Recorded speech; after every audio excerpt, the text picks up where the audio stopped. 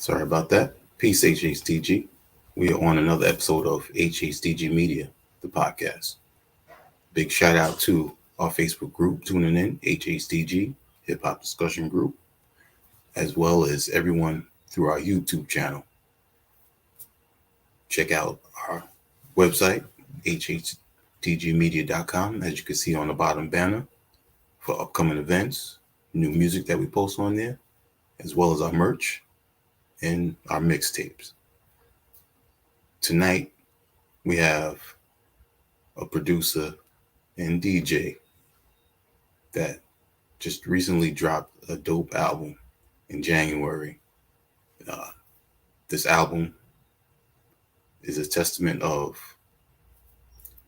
even if you take a break, if your skills are still embedded within you, and those skills are perfectly displayed on the new album with some very noteworthy MCs that have been doing their thing.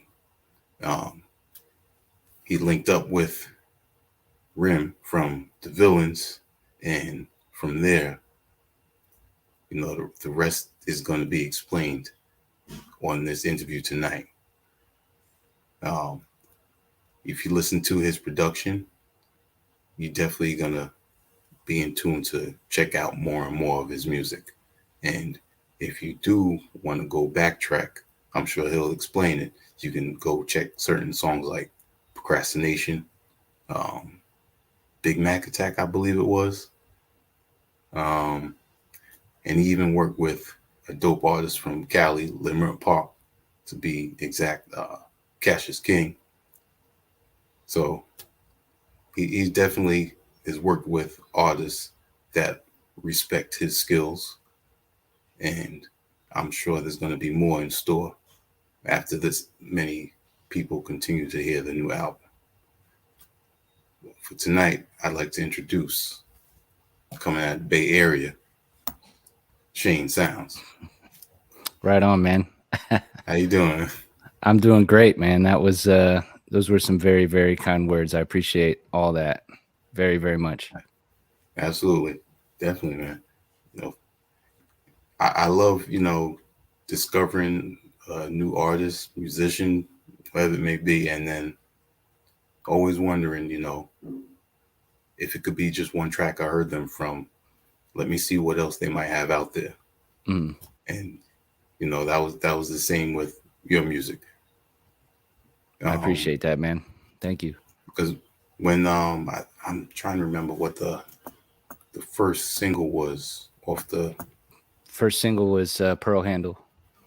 That's right. Okay. By the way, thank you for having me on here. Didn't get a chance to say thanks for that, man. I appreciate That's all right. Appreciate all your kind words. I appreciate you having me on here. You're welcome. And the track that Shane just mentioned, Pearl Handle, features Geechee Suede of Camp Low.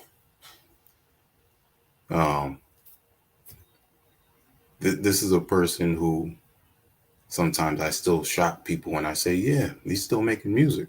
A lot of people still have that mentality of if they don't hear it on the radio, then that person's not, doing anything with the music anymore.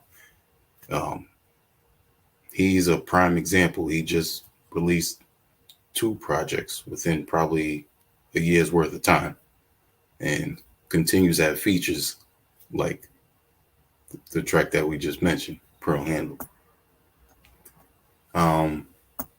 Before we get into the album, though, tell us, a little bit about growing up in the Bay Area.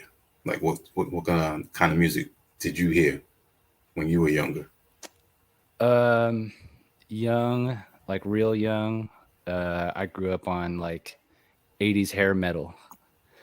My whole childhood I was like obsessed with Kiss, and I was obsessed with like my mom was a huge like rocker head, and she got me into all that like glam, like Motley Crue and all this like metal and Black Sabbath and all that stuff. So I got real into playing guitar and had real no no real clue about like hip hop or even like soul or any of that. So as far as like, pop, my first introduction stuff I was hearing in the Bay Area was when I was like graduating high school, or like during high school.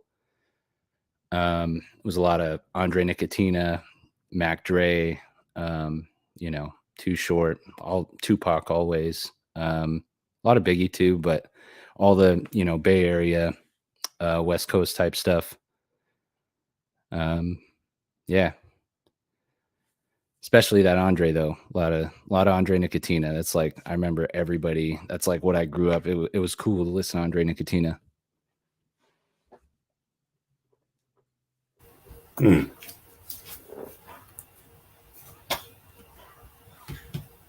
And how do you feel, that early influence um, delves into your style of production now? Um, I don't know. I don't think a lot of it kind of comes through, at least from my end. It doesn't seem, all the West Coast stuff, like, the album I did is a little more East Coast, or a lot more East Coast sounding, at least, and or at least that's what I hear and I think about it.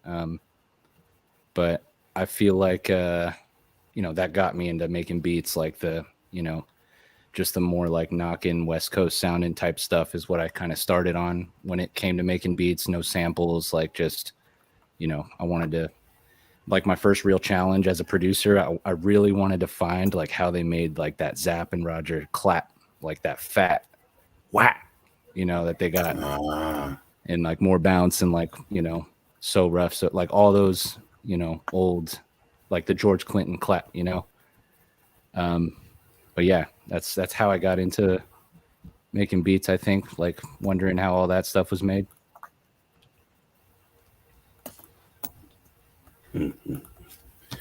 Now I see that you're also into cars. What was the car culture back then that that caught your eye? I mean, I'm kind of into cars. I mean, I'm into the aesthetics of it and the whole, when I think of cars, like cars that I like is like the paid in full, the 80s squared off like Saab and Mercedes type, SL 500 Mercedes. And um I saw a lot of that stuff out there. I grew up in San Bruno, which is a little bit south of San Francisco. I didn't get to see my fair share of like sideshows and like real, Oakland, like East Bay culture. Mhm. I'm real, little from the other side of the water, but you know, um, yeah. As far as car culture, all that stuff, I definitely saw a lot of that. But yeah, I was a little more influenced by like the San Francisco stuff, like RBL and you know, um, Andre.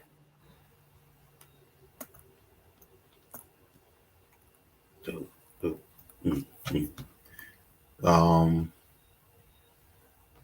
Initial D. Oh, okay. I was really wondering where you got that. I was like, was it from like an old Instagram post? Yeah, no, hell yeah. Yeah, I got into that shit.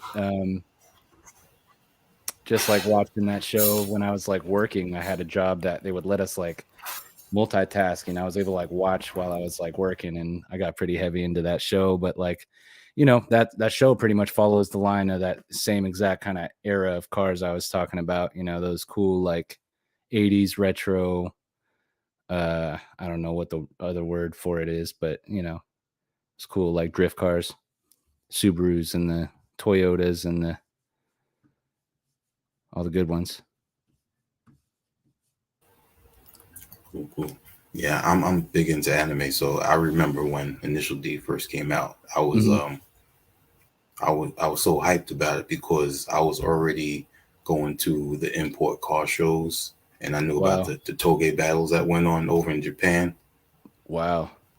So, you know, the anime, the anime, it wasn't just a typical racing in the mountains and everything. They put a lot of work into the details of the specific cars that they Yeah. had on the series. So that really caught me even more.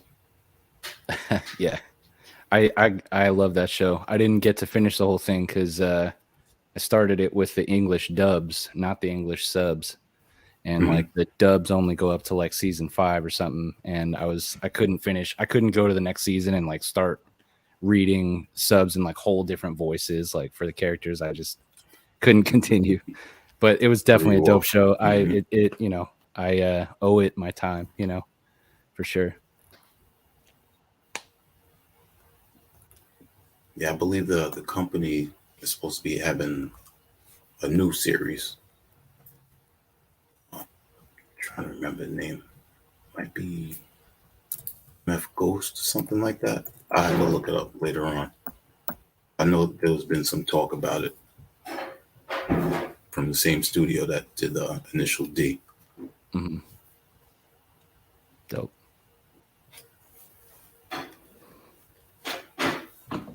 So when did you get into the DJing? Did you DJ parties back then?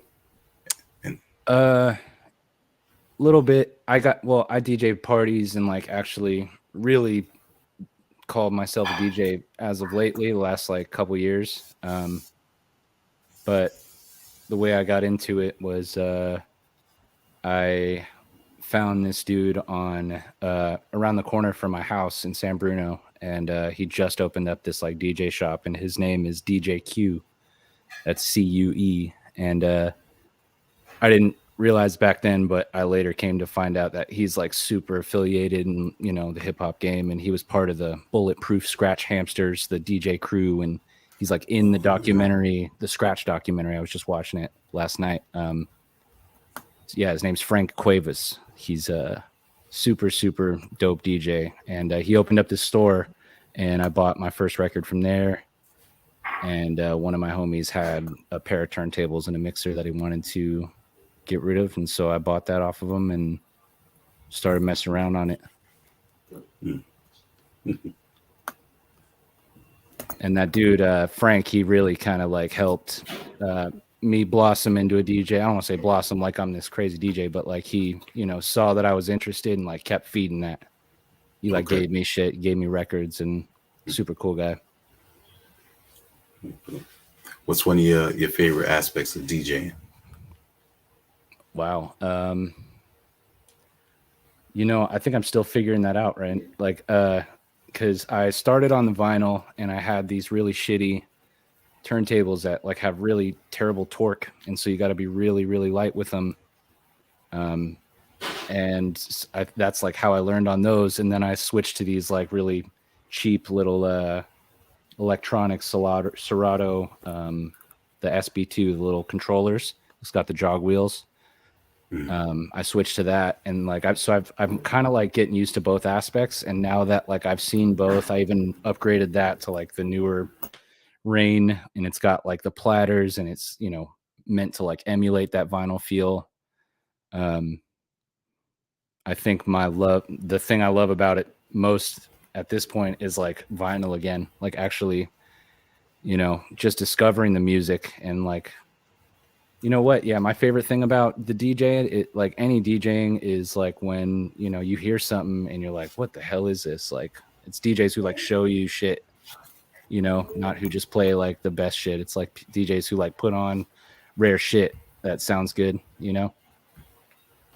The whole sharing music aspect of it. Yeah, and they actually know how to blend it as well.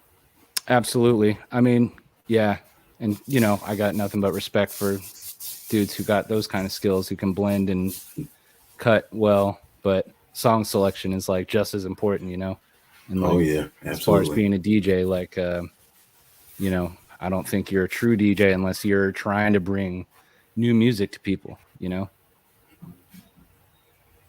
Absolutely. Yeah.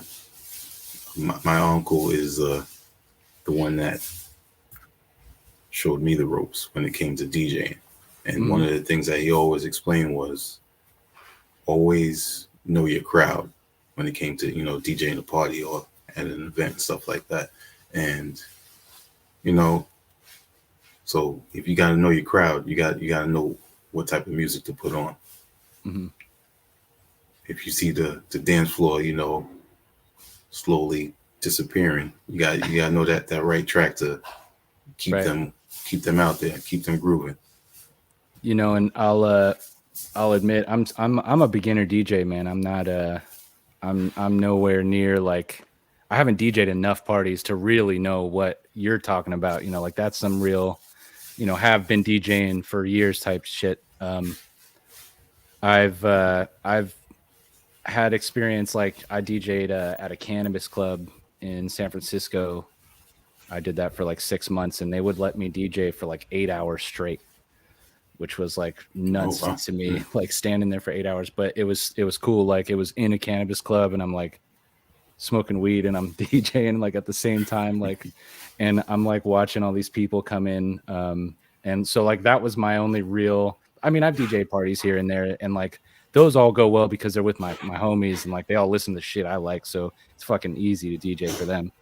But like, I've never done like a big wedding or nothing like that, like, or been in a place where I'm like, damn, I don't know what to play next, except for that cannabis club, Hmm. in which like that's like such a diverse audience. You got old hippie ladies and you got young school kids in the same place taking dabs together. Don't know what they all want to hear, but everybody in that place seemed to like, boom bap and Big Daddy Kane and Rakim and stuff. Yeah. Mhm. So at some point, the DJing skills came to production, and throughout history, some of the best producers were DJs first. Right, right. That's not me. I started making beats first, and I think I learned producing. Like my want to learn to DJ was because of producing, because I heard that like Premiere and Pete Rock and even like Dilla, like the way that when I found out that they did their own cuts, I was like, okay, I gotta Mhm. fucking learn how to do that too. Like even if it's not, you know, my goal isn't to be the next Qbert. I'd love to be like Babu though, like be real technical, but be really nice with, uh, finesse, have that kind of finesse with it. But yeah, that's like where my whole stem for DJing came from was, wanting to be able to cut over beats. Okay, that's dope. Hmm. So, how did you end up meeting DJ Fresh, and then him giving you your name? um, I saw something he posted on SoundCloud once because like I was a huge fan of his growing up. My then girlfriend's brother was like showed me all his stuff, and yeah, I ended up like becoming a huge fan of his and following him on like SoundCloud, and he was like real heavy on SoundCloud, and he posted this like audio track where he's saying like he's got this producer workshop thing where you pay like $100 or something, and you go and sit with him, and you can see him make a beat and chop it up with him. And yeah, I went there, and it was like a good time. There was like all these people who like didn't know how to like make a beat at all. Mhm. And I felt like I wasn't like I was like not in the right place, but at the end, like DJ, yeah, I basically like showed DJ Fresh a bunch of my beats with a bunch of these other kids there, and it was a good time. And I actually ended up doing that another time, but the first time, yeah, I showed him all my beats and stuff, and I think at the end I was like leaving, and he was just yelling out Shane Sounds. I was like, what? I like turned around and he's like, Shane Ah, Sounds. I don't know if he meant to like give me a name or anything. I don't know what he was saying that for, but I just rolled with that because I'd never had a name before that. I just went by my actual name. But yeah, I ended up like, he was super cool, and I ended up sending him another email like trying to, build with him again. And I ended up going to his studio, driving out to Sacramento, and kicking it with him. And uh super cool dude, super like, in my opinion, very underrated. All the people who I tell that DJ Fresh is one of my favorite producers are like, who's that? Well, really? people from not from the Bay Area, that is. most people out here know who he is because you Mm-hmm. know that tag, the DJ Fresh, but like Yeah. Mm-hmm. other people, and he's not like mentioned, when you look at the lists and stuff, like when you're talking about best producers, I think he definitely deserves to be way up there. I don't know what number, but he's like, yeah, like he's got crazy, range and style, and that's I try to be like that. I want to be able to, same with like Dilla, like I want to be able to, kind of fit whatever style, is necessary. But anyways, yeah, he was super cool, and I got to kick it with him, and kind of he like followed me on Instagram, and we kind of chat here and there, and yeah, it's my relationship with him. That's great. Yeah, man. I don't like to call it a series, but the Tonight Show albums that he's done with many, many artists, Oh yeah. Mr. Fab, Filthy Rich, Mhm. Freddie Gibbs. I mean, the list goes on. Eli.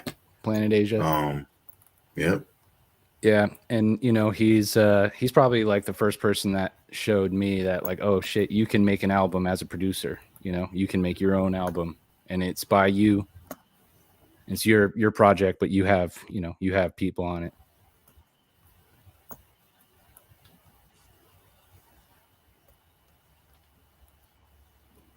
Thing I always love about Fresh too is his his 80s samples, his those lush like keys that he puts on stuff, and it's very unique sound.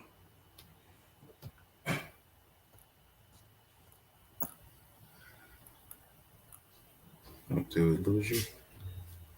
Do you hear me? Let me see.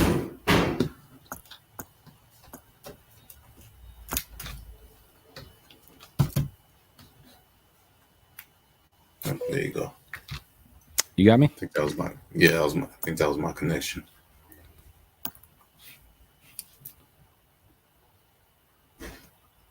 I was just saying DJ Fresh is dope, basically. Nice, nice. Now you do you still use the machine for your production? Yeah, I use that still mainly, but I'll jump over to Logic and use like the interface in that. I also got 2500, an MPC 2500 that I use.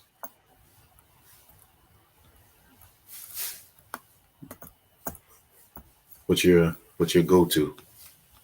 The machine, definitely, because I saw Knots doing it on Instagram. I saw the way that he like mutes the tracks, and like the way that you can like really toy around with your beat like right there in front of you,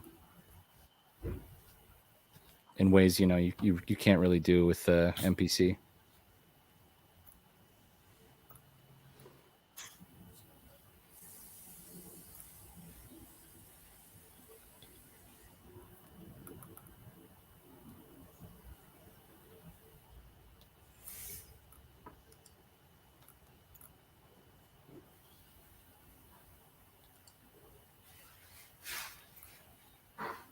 You can hear me?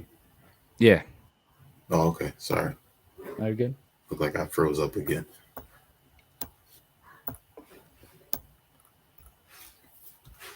So tell us about the Stones Throw beat challenge.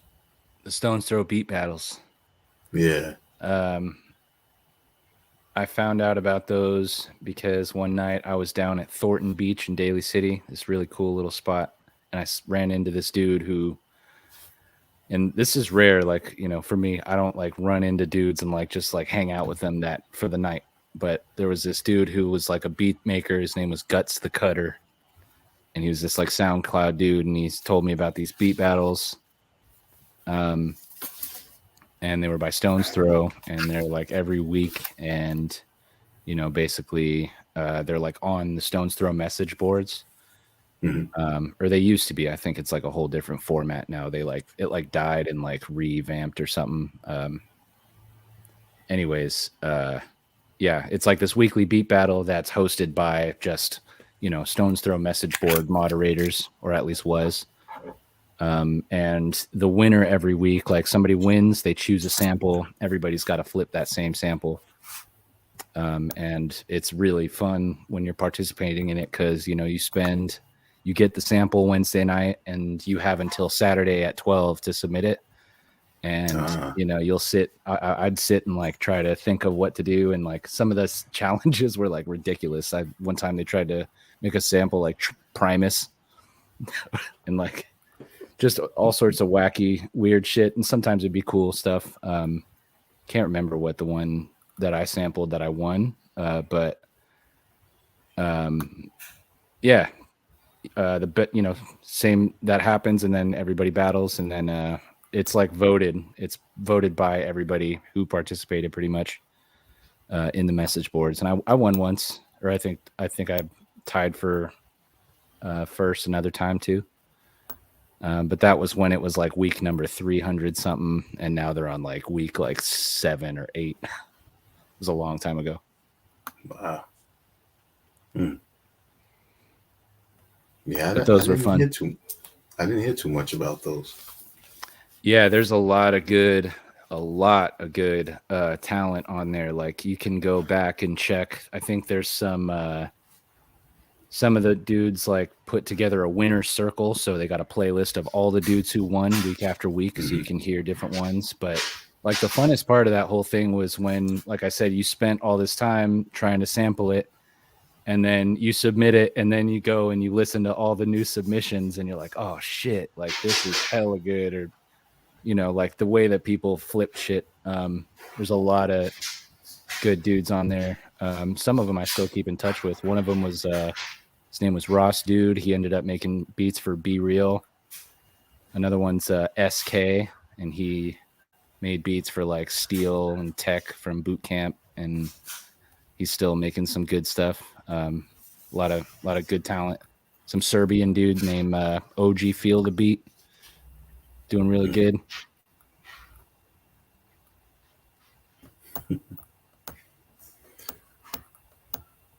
But that was a good.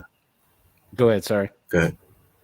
No, go ahead. It was a good like culture thing too, like people from all over the world. I remember some dude from Greece like told me, he like messaged me and he like recognized my last name and told me about like my culture and just all sorts of cool like interactions and conversations with people from all over sharing this like same, love for music. And all of them, of course, like love Dilla and Madlib and like that one thing we all got in common, Mm-hmm.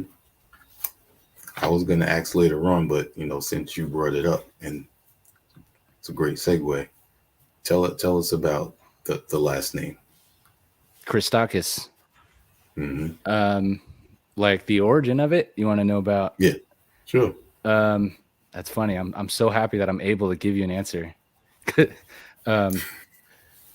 It's it was, I think, in like the mid 1800s.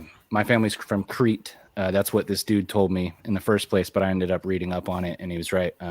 We're from the biggest island in Greece, or at least my dad's side, the Greek side. And when they were run over by the Turks or taken over by the Turks, it became like this demeaning term to say like, if my last name was Chris, they would say, there goes Christaki, which meant like some kind of demeaning term like the asshole or something. I don't know what it meant, but I think that I read somewhere that they like put an S on the end and made it more masculine and said like, fuck you, we're going to keep this insult that you gave us and make it sound even cooler and wear it with pride.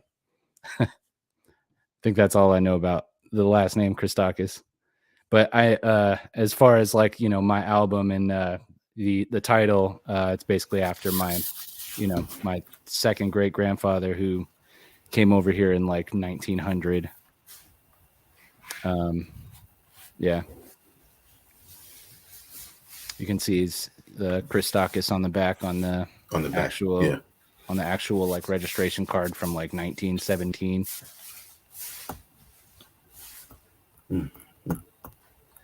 Now, tell us what inspired that. Um, just kind of like finding out more about myself, and I was like really trying to come up with an idea for like the album and a concept and all that, and I could not think of one because it's like it's basically a compilation album. It's got all these different rappers, and they're all rapping about different stuff, and I can't really, it's hard to like weave it all together and come up with some like, recurring theme. But yeah, I was doing some digging on my own like roots, and I found that on ancestry.com. I did like the free trial and I looked it up and found that document and ended up using that. Yeah. Wow. Um, we have a comment. It says Shane Sound started playing drums in a band with me back in elementary school. Who the hell So is inspiring to see that he stuck with it for so long. Oh my God, that's Jim McIntyre. What's up, Jim? That's funny. I quit out of that. I quit out of drums, and Jim stuck with it. That's funny. Thanks, dude.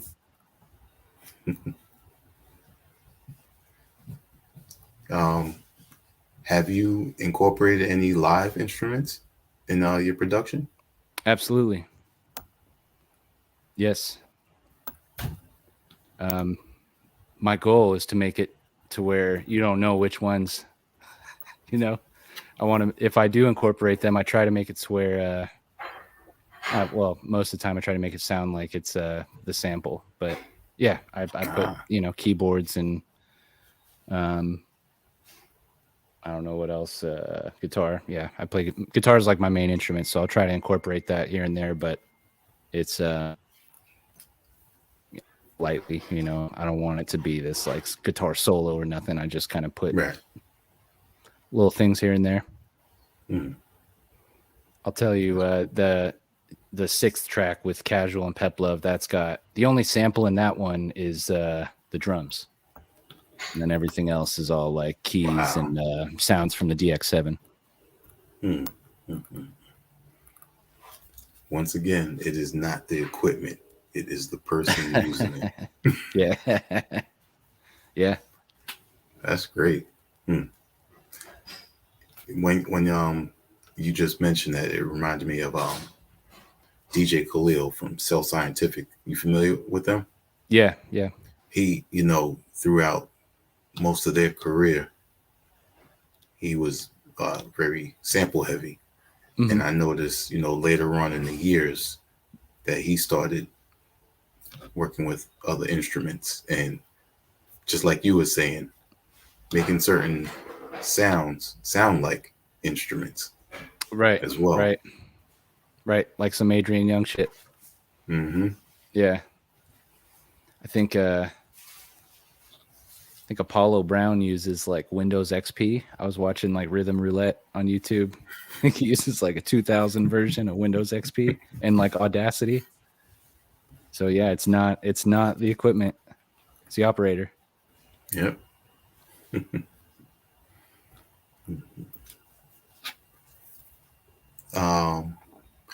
Before this album came out, you took some time and, in life, as we get older, sometimes you want to, have a family. Yeah. And as I was saying in the intro, even though you had a brief hiatus, the skills are there on the new album.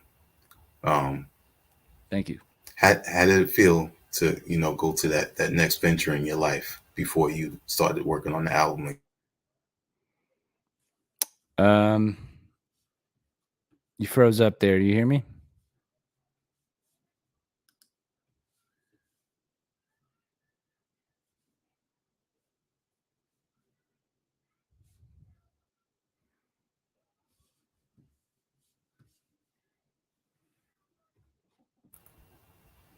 You hear me? Yeah, now I do. Sorry about that. I don't know if that was me or not. My Yeah, bad. that was it looked like that was me. My bad. You were asking what was the question again? Oh, I was saying before the the album came out, Mhm. you had a hiatus, and I was saying there was another chapter in your life, creating a family. And I was Yeah. saying, how did that feel to get to that part in your life? Amazing, man. And full of questions, like I'm still learning. I know I'm still young and naive, and I'm a single father. I've been raising my kid out here on my own, or not my own, but like, I got half time with her mom, but I've been kind of doing my own thing out here in Sacramento for the last like 6 years. I moved out from the Mm, Bay Area because it's too damn expensive, and I had a good job opportunity out here. And yeah, I came out here to take care of her and take care of business, and um, it felt good though, man. Having a kid, and it's insane. She's my life. She's my world.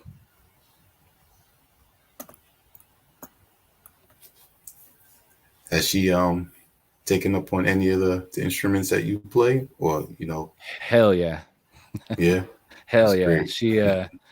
I was like super reluctant to like tell her, like of course, like when I knew I was going to have a daughter or a kid at all, I was like, damn, she's got to play music. He's got to play music if it's a boy or girl. Like, but I really want to be careful, like as I could, about, forcing it. I did not want it to feel like, I was forcing anything on her. Like, Right, every time I got the hint, like every time I wanted her to do something and she could see I wanted her to do it, she would just back off. She'd be like, fuck you, dad. Like, I ain't trying to do all that. But, I just did what my mom did basically, and just set a bunch of instruments in the house. And if she picks it up, she picks it up, and, play it right. in front of her and be a good role model about it. And if she does pick it up, she does. And yeah, she picked up the guitar. She plays a keyboard. I have like little Instagram stories where she's like, she like does like her own little version of beat juggling.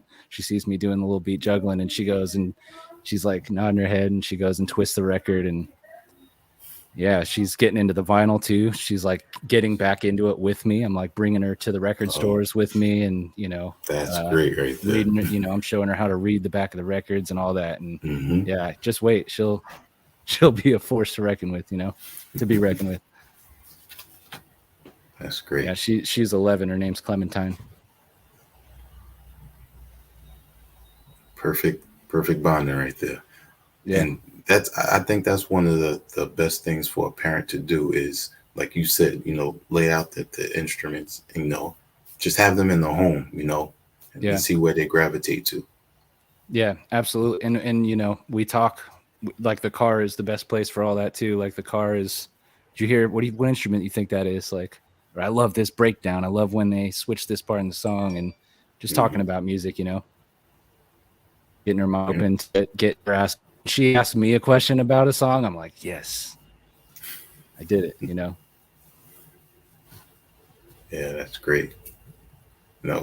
With my youngest son, he's into Ella Fitzgerald and Dizzy Wow, Gillespie, and that's all thanks to my fiance.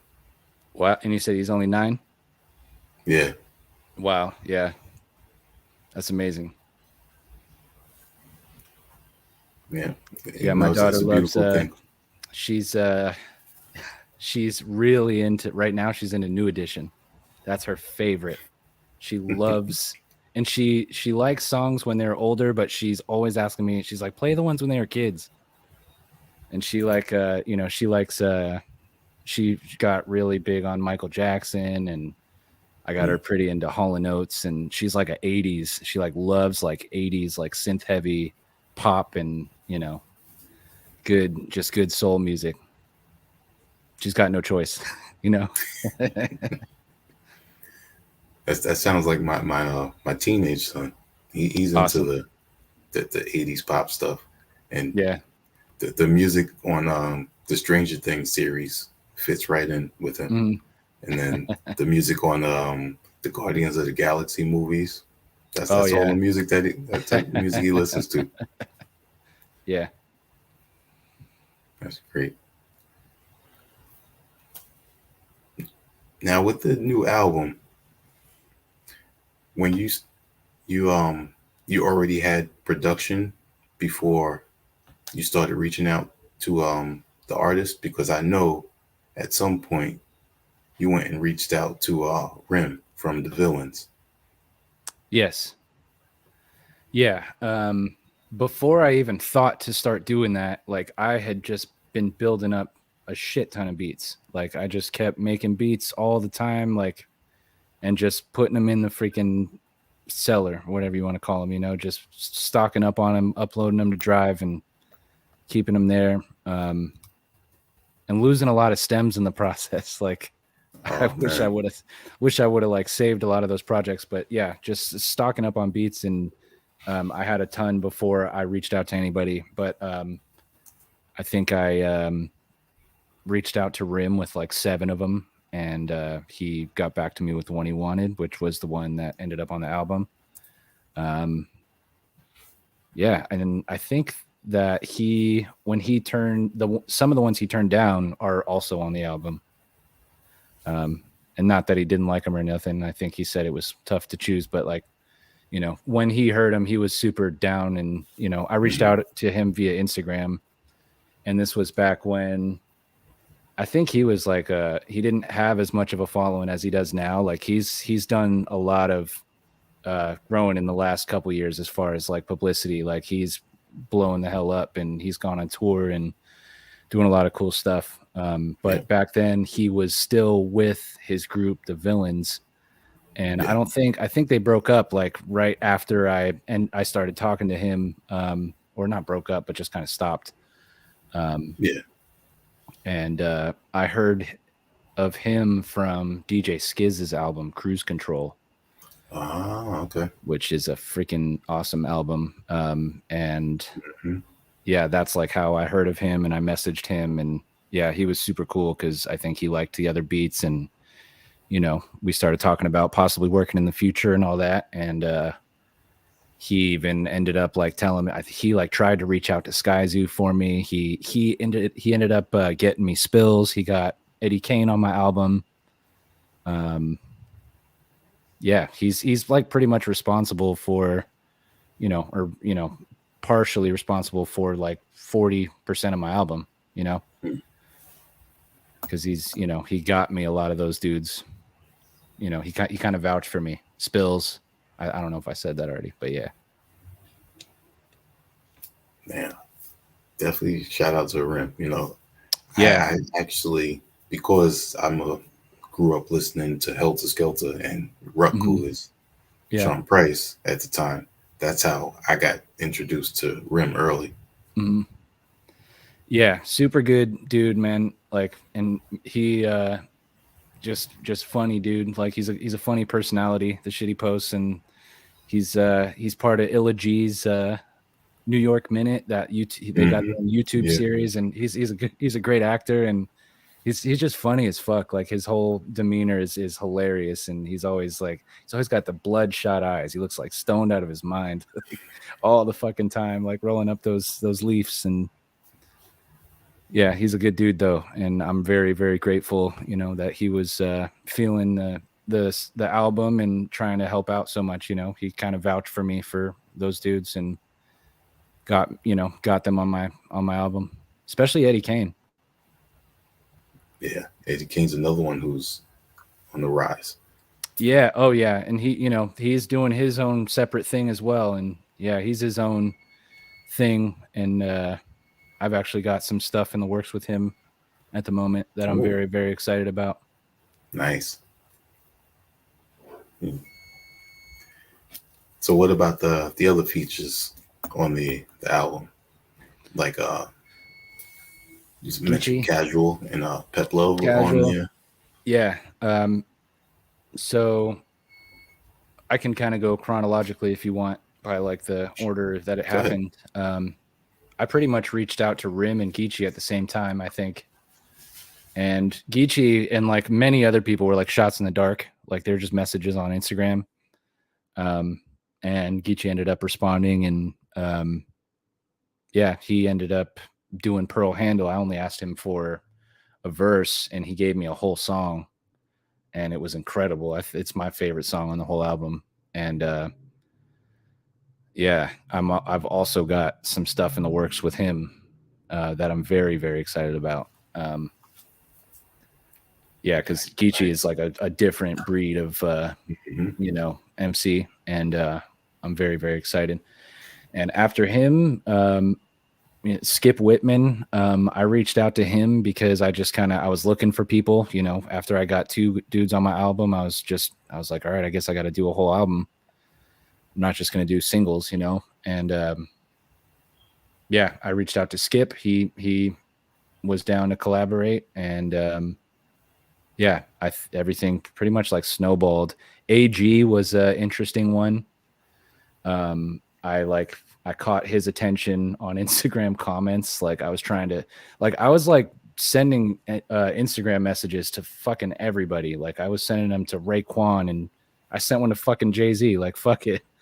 Why not, right? Yeah, like I mean, I got a response from Geechee Suede. I can get a response from who fucking knows. And I, got a bunch of messages out to just everybody. And yeah, AG, like I especially wanted AG.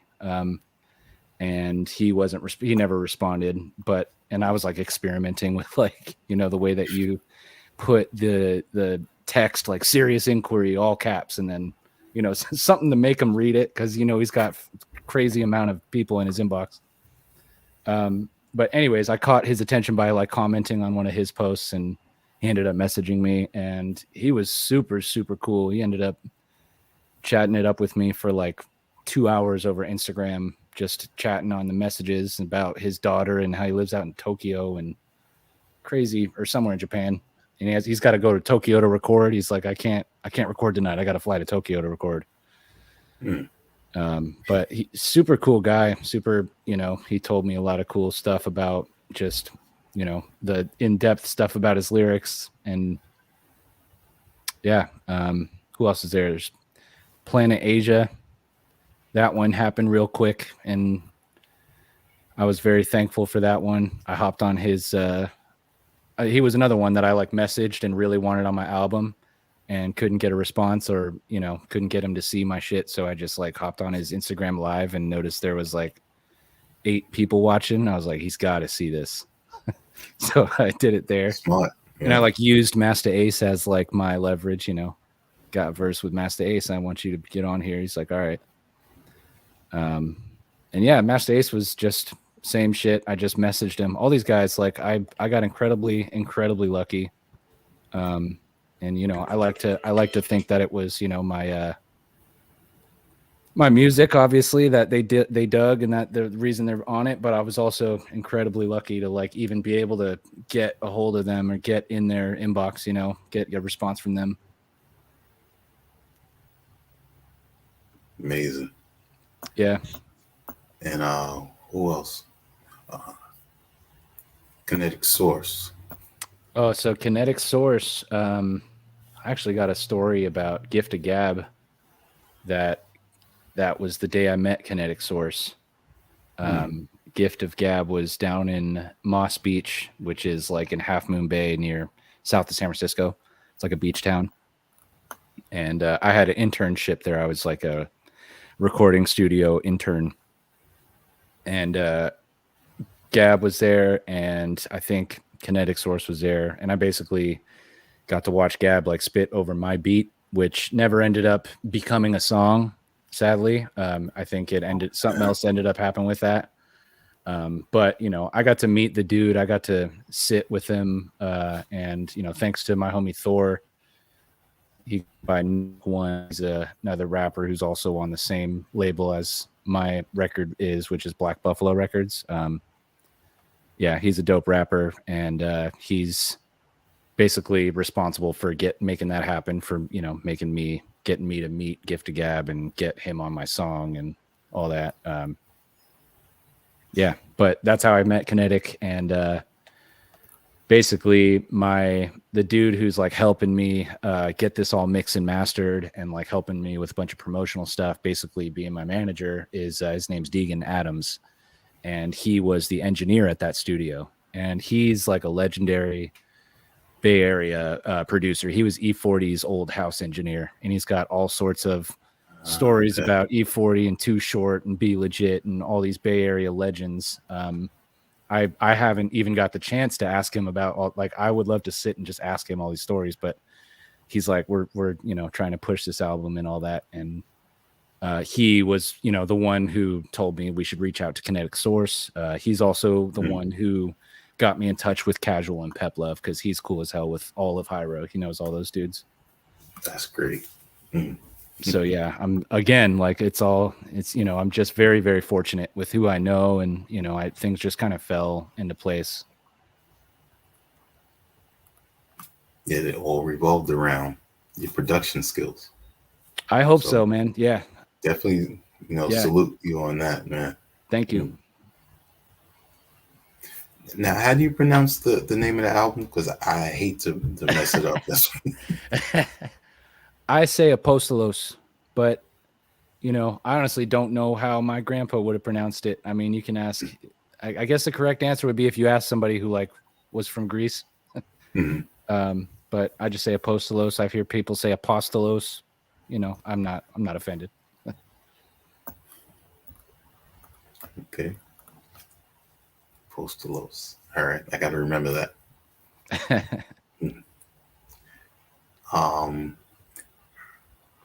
Did you work with Cassius King in the past on a track called Glory that also had Jeff Johnson II and scratches by the always dope Yamin Somali? Yep. Was there any chance that he was possibly going to be on this album? Cassius? Yes, there was. He was supposed to be, but it didn't work out, and it wasn't anything sour or nothing. It was just he was supposed to be on the Casual track, and Casual actually had other plans. I didn't know, but he was already planning on Pep being on it with him, and I didn't realize that. But Cassius was definitely down to be on it, and he gave me like a super dope verse that I was like ready to use, and didn't end up happening. And I'm honestly trying to he's a very interesting dude as far as his style, and I really got to figure out the right shit to send him, because I got, and that goes for everybody I send stuff to, is I got a lot of different sounding stuff. I got a lot of West Coast sounding stuff that I would never send to Geechee Suede, but you never know. You never know. And I'm more selective about the shit I send to him, or I'm planning on sending to him, because he's got a very just different and unique style that I really like, and want to make sure I do it right, and not just shoot him some beat, just work to work for the sake of working. I want to make something dope, and something that he's gonna like and that we're both gonna like. But I'm trying to work with him. I'm planning on getting something done with him sometime soon. Sending some stuff over, and Jeff Johnson's super dope, and so is Yamin Somali for sure. Yeah, absolutely. Yeah, I didn't know who he was until they put that track out, and I was like, "Who's this doing the cuts?" And damn, this guy produces and raps too, and he's super good. Holy shit, he blew me away. Amazing work he has. Yeah.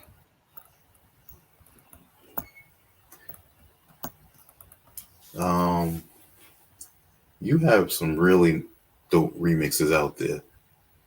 I'm sure there's plenty more that you haven't released, but for those that are listening, you need to go check the remix he did, Little Brother joint, Big L track. Yeah. Are those still up on my SoundCloud? I didn't even. Where'd you hear those? Not sure. I have to check again, but I've heard them not too long ago. I appreciate it, man. Yeah, I used to make a lot of those. I haven't made any of those in a while, but those are definitely fun. When I was the second time I went to go and hang out with DJ Fresh at his studio, we were drinking some beer, and I showed him my Richie Rich remix, And he liked that one so much that he hit up Richie Rich on FaceTime and showed him right there in front of me and like introduced me to Richie Rich. And I like got his phone number, and it was a good time. Mm. And I ended up sending some beats to him too, and I think he listened to them, but he never got around to it. And he works a little different, and I'm trying to treat that a little more organically and just go with the flow on that one. I'd love to have a track with Richie Rich someday. Cool.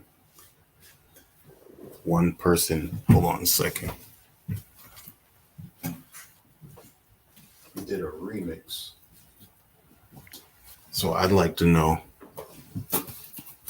what is your favorite MF Doom track?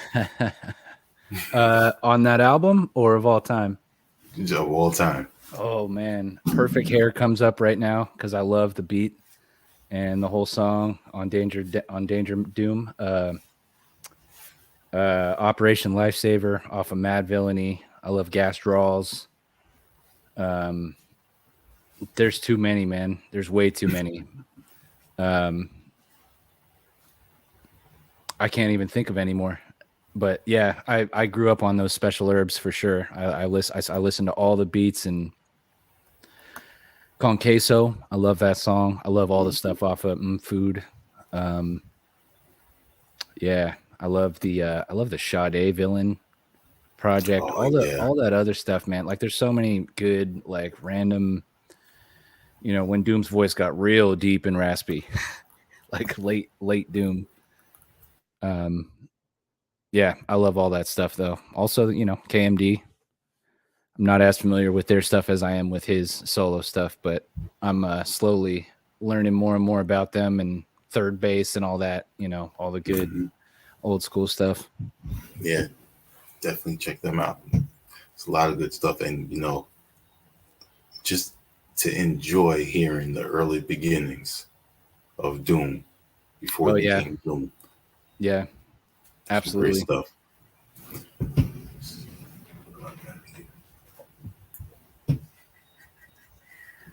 There we go.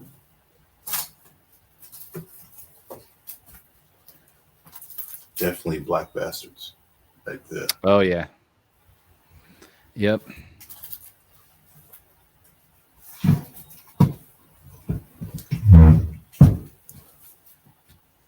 Oh man. What have I asked?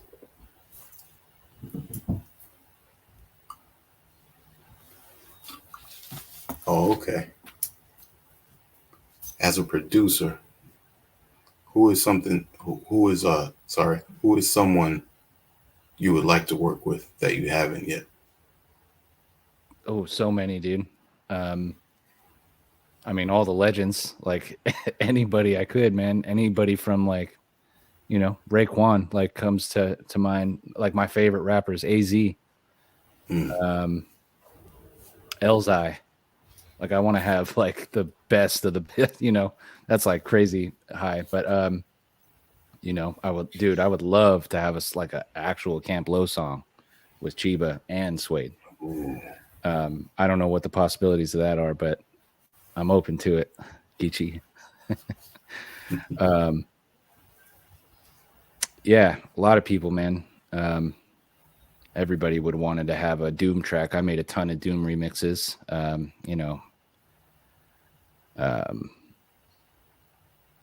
As far as like newer rappers, I would say Your Old Droog. I would love to have a Your Old Droog song. I love his stuff. He reminds me a lot of Doom too. Yeah, Droog, and obviously anybody the dudes from Griselda would be dope, but yeah.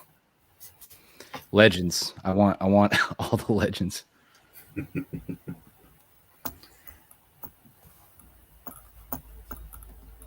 With the new album,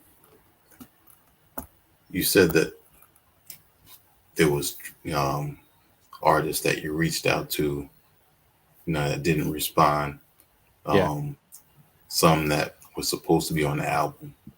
But what else about the album would us fans not know about? It took fucking long as hell. It took like 6 years. Um, yeah, another, I don't know, maybe the album art. I was planning on having this really cool. I found this like dope Soviet era map of the Bay Area, and it Mm-hmm. had all these like, you know, airplane like typography type stuff, or not typography. What's the word? The flight lines, whatever those are called. It's like a map for airplanes or whatever. And it Mm-hmm. looked, you know, it looked like when like the Soviets were like scoping out the Bay Area or something. It was super cool. I wanted that as the cover really, really badly, and I wanted to have like Shane sounds as like in like, you know, like that Russian like Cyrillic font. And then that whole Russian shit happened between Russia and Ukraine, and I was like, fuck, like that's out the window. Um, I guess that's, I don't know. Yeah, it's, I don't know what else.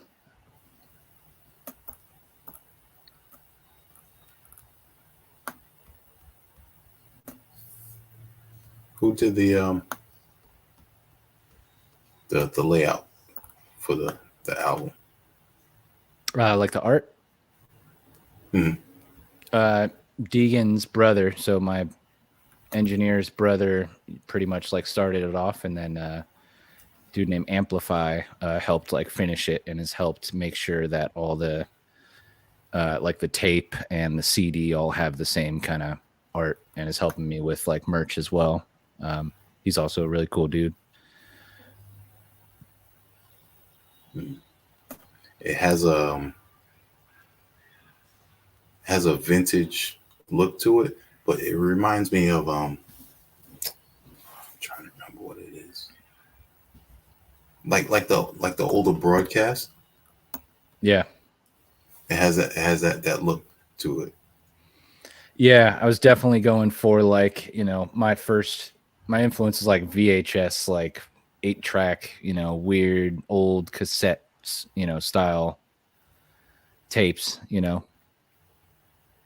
And I like the whole you know, the wear of it, the way it looks old, and, you know, I tested stands the test of time, you know. It's what, like the vibe I Mm-hmm. was going for. Cool. Can't wait to see what my vinyl copy looks like once it touches down. Oh hell yeah, man. Did you get the black or the gold one? Both. Oh, awesome, man. I appreciate you. Hell yeah. No doubt, no doubt. Now you also mentioned CDs. I didn't see I'm CDs on working on there. those. Yeah, I'm working on Oh, those. okay. I've got to, you know, those unfortunately have taken longer than I expected. But yeah, still those are still on the way. I'm also working on some sweaters and shirts too. Okay. Yeah, I'm gonna be putting those up as soon as I'm able to. Any chance these many remixes that you've done, you gonna release a few of them? Maybe, man. Yeah, I mean, I really want to play that into like my DJ, more of my DJ stuff. Like I want to incorporate that into There you maybe go. like a radio show. And I don't know. I've always wanted to have my own radio show. Hmm. Not with me talking, but like a DJ radio show, and like play, you know, new music and put new artists on Put your, shit on there, and um put your remixes in there. Yep. put, yeah, throw some of my remixes in there. Hmm. Even do some live remixing, you know, like I like to do that when I'm DJing, like throw an Oh, acapella over a random beat, like put a Biggie over a Tupac beat, like for the fuck of it, if it sounds good. Yeah, that's that what sounds I'm cool. planning on doing with that. But yeah, I've you know, I definitely want to use those beats. Like I'm less of a instrumental type of producer. Like I could see some instrumental type stuff coming out maybe in the future, but you know, I see a lot more value, and just, you know, it seems to be more longer lasting when you put somebody on it, and it's like, you know, the beat's made for somebody, you know. Right. It's like Hmm. this thing that you guys both work on. That's cool. Cool. You mentioned doing live remixes. That reminded me. me and my uncle used to have sessions where if we had an idea, we do, just that instrumental and acapella. Or if, say I put an instrumental on, he might have an idea, and then he'd go on the turntables and put an acapella over that beat. Right. Yeah. Good time. And that sent me down a huge rabbit hole. Like that took all my time away from producing, but I didn't realize was helping me with the DJing, because it's like, what if what if you put Biggie over Tupac, or what if you my favorite thing ever was to put like AZ on DJ Fresh. Like I've always wanted to hear a DJ Fresh AZ song, because AZ's got that lush sound, that same with Nas. And I know that DJ Fresh and Nas like had some history and possibly had some songs in the past. I don't know if that was actually official or not, but yeah, putting those like blends together,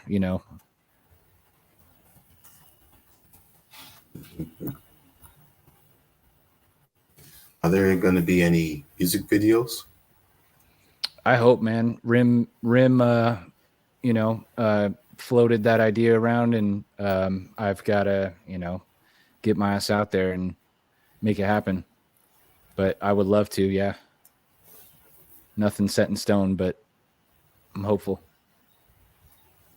Cool, but yeah, cool. I mean, my main purpose of this album was to, land more work and, get people to fucking take me seriously,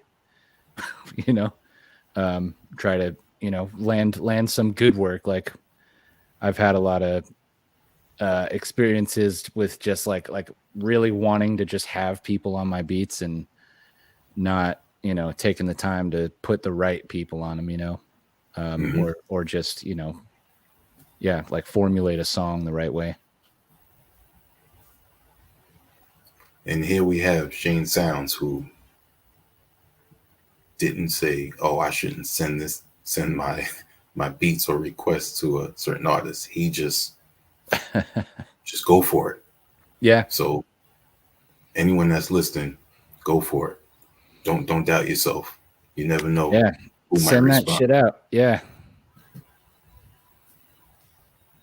Seriously. And from there, you got more work from the artists that are on this album because of that. Exactly. Yeah. That's great.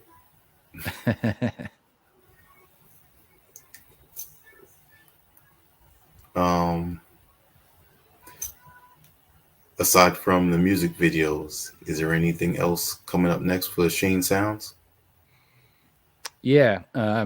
Like I was saying, I'm working on something with Eddie Kane. That should be hopefully this year, sooner than later, I'm hoping. And then I've also got something in the works with Geechee Suede. I can say I've got, quite a few things in the works with Geechee Suede, which I'm very, very excited about. What else? I've got me and Pep Love are going to work on something sometime soon. Yeah, I mean, that's pretty much what I've got on my radar. Everything else, I'm just trying to stack more beats up so I'm ready for the next one,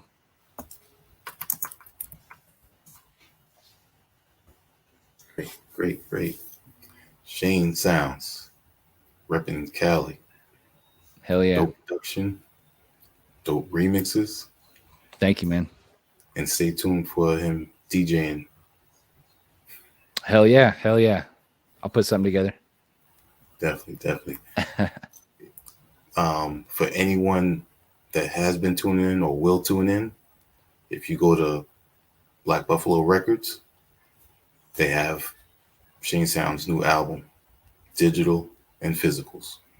And I'll put the link in the comments for those that want to go check that out. And for now, the floor is for Shane to give his shout outs. Oh shit, I didn't think of this in advance. I appreciate you, man. Shout out to you for having me on here. I appreciate you and all your kind words. I appreciate that, appreciate you doing your research and, checking my shit out and listening to my remixes. Shout out to my whole family and my family and friends, all the people on here that are watching and commenting. I really appreciate it.